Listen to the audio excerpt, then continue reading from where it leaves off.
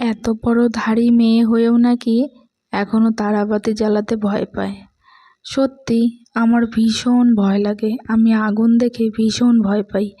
এই যে দেখছো আমি একটা রং মশলা তারাবাতি জ্বালালাম, এটা কিন্তু আমার এবছরই প্রথম। আমি ছোটবেলা থেকে কখনো জ্বালাইনি। আমি ভাবতাম কি এই বুঝি আমার হাতে ফুটে যাবে। তো আমি ভীষণ আগুন দেখে ভয় পাই। এখন আমি যখন রান্না করতে যাই তখন মানে আমি ভয়ে ভয়ে গ্যাসটা জ্বালাই, এই বুঝি ব্লাস্ট করলো। আসলে আগুনে আমার একটা হয়তো আতঙ্ক আছে। এদিকে আসো, এদিকে আসো। একদম অল্প। এটা কি বাচ্চাদের মতো আগুন জ্বলছে, লাইট তো নেই কোনো। তো সেদিন ছিল মহালয়ার রাত। তো বড় অফিস থেকে ফেরার পথে অনেকগুলো বাজি নিয়ে এসেছিলো। তো সেগুলোই আমরা রাতে খাওয়া দাওয়া করার পর ছাদে গেছিলাম সেগুলো ফাটানোর জন্য। আর তোমরা তো জানোই আমার আগুন দেখে ভীষণ ভয় লাগে। ছোটোবেলাও কি করতাম জানো, দাদা বাজি ফাটাতো আর আমি দাঁড়িয়ে দাঁড়িয়ে হাত তালিয়ে দিতাম, মানে সেটাই আনন্দ। এত বড় হয়ে গেছে এখনও ভয় লাগে। সেই ছোটোবেলাটাকে এখন ভীষণ মিস করি। ছোটোবেলা বলো বড়োবেলা বলো, এখন আমি একদম একা হয়ে গেছি। এমন একটা জায়গায় থাকি, মানে একদম সবার থেকে ডিসকানেক্ট হয়ে গেছি আর কি আমি।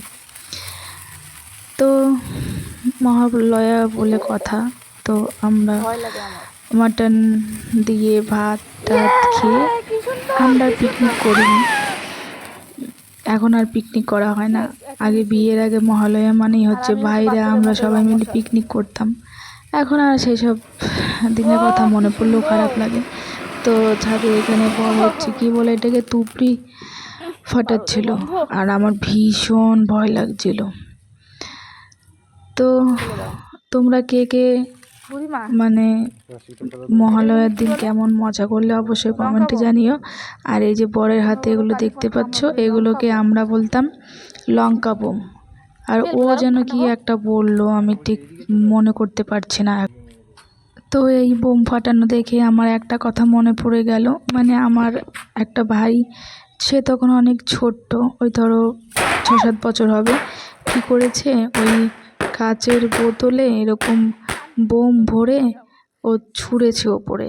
তো সেই মানে বোতলটা টুকরো টুকরো হয়ে পুরো কাঁচ ওর পায়ে এসে গেঁথেছিল। সে কি ভয়ঙ্কর অবস্থা, যা কষ্ট পেয়েছে।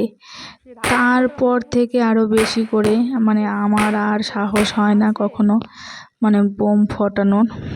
ঠিক আছে, আমি আর কোনোদিন হয়তো পারবো না, ওই আতশবাজিটাই ঠিক আছে ওর জন্য।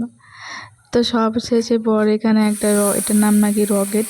তো রকেটটাকে জ্বালানোর পর রকেটটা মানে না উপরে না ওঠে, উল্টো পাশে ঘুরে এসছে। আসলে সেটা ডিফেক্ট ছিল।